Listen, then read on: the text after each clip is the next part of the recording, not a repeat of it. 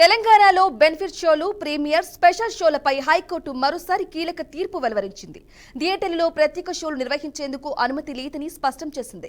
ఇక ఇప్పటికే జనవరి 21న హైకోర్టు ఈ మేరకు ఉత్తర్వులు జారీ చేసినప్పటికీ తాజాగా ఆ ఉత్తర్వులను సవరిస్తూ మరోసారి ప్రీమియర్, బెనిఫిట్ షోలపై నిషేధాన్ని స్పష్టం చేసింది. అంతేకాకుండా 16 సంవత్సరాలలోపు పిల్లలకు అన్ని షోలలో ప్రవేశానికి హైకోర్టు అనుమతిచ్చింది.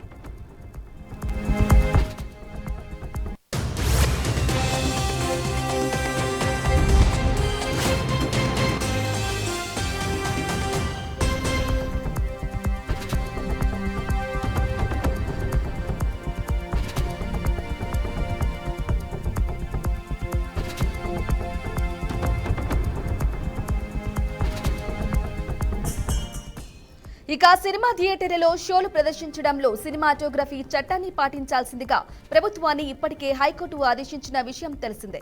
ఈ చట్టం ప్రకారం అర్ధరాత్రి 1:30 నుంచి ఉదయం 8:40 వరకు థియేటర్లలో ప్రత్యేక షోలు నిర్వహించరాదని న్యాయస్థానం స్పష్టం చేసింది.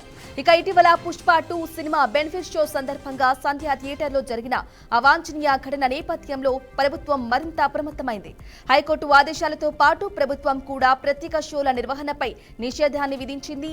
ఇక ఈ కేసుకు సంబంధించి తదుపరి విచారణను మార్చి 17కి వాయిదా వేస్తున్నట్లు హైకోర్టు ప్రకటించింది.